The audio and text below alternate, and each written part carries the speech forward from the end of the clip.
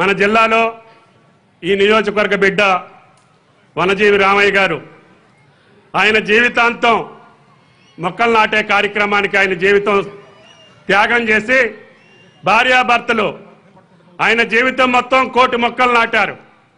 ఈనాడు సాక్షాత్తు ముఖ్యమంత్రి గారు పెట్టినటువంటి హరితహారానికి ఆయన బ్రాండ్ అంబాసిడర్గా ఈనాడు భారత ప్రభుత్వం పద్మశ్రీ అవార్డు ఇచ్చి సత్కరించింది. అది హరితహారానికి వచ్చినటువంటి అవార్డుగా తెలంగాణ ప్రజలు స్వీకరించారు.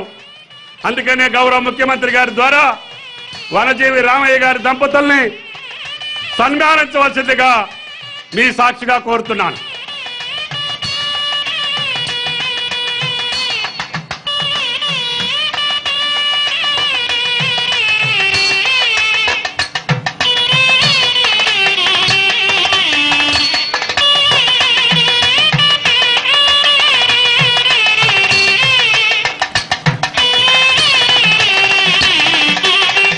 హర్షధ్వానాలు ప్రకటించాలి.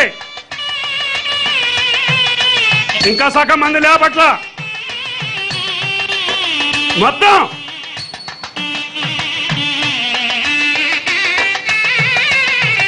సన్మానం అయిన దాకా హర్షధ్వానాలు రావాలి. తినే వచ్చారు కమ్మా.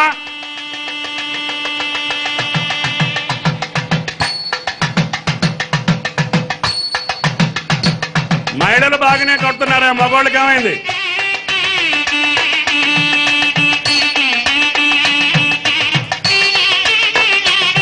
మనకి జన్మలో రాదు పద్మశ్రీ.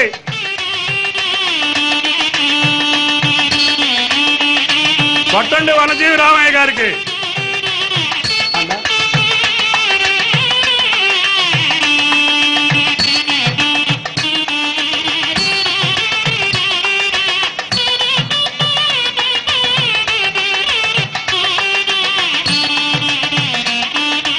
అందరు కూర్చోవాలి.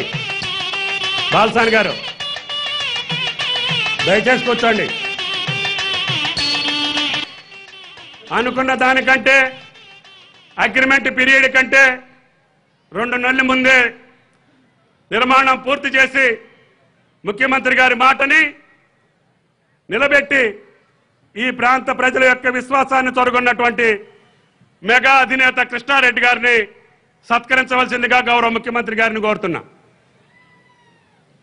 ఇదే పద్ధతిలో ముఖ్యమంత్రి గారి మాట తెలంగాణ రాష్ట్ర పార్టీ తెలంగాణ ప్రభుత్వం యొక్క భవిష్యత్తు మిషన్ భగీరథ ఎన్నికల కంటే ముందే తెలంగాణలో ప్రతి ఆడబిడ్డకి ఇంటింటికి నల్లా ఇస్తాము, కృష్ణా గోదావరి జలాలు మీ ఇంట్లో ఇస్తాము, ఇవ్వకపోతే ఓటే అడగమని చెప్పినటువంటి ముఖ్యమంత్రి గారి మాట మెగా కృష్ణారెడ్డి గారు ఏ మాట మాత్రం మాట తప్పినా జాగ్రత్తగా ఉండాలని చెప్పి కూడా ఈ వేదిక మందిగా మనవి చేస్తూ సీతారామ కాళేశ్వరం కూడా ఇదే పద్ధతిలో పూర్తి చేసి ముఖ్యమంత్రి గారి మాటను నిలుపుకోవాలని చెప్పి వారికి విజ్ఞప్తి చేస్తూ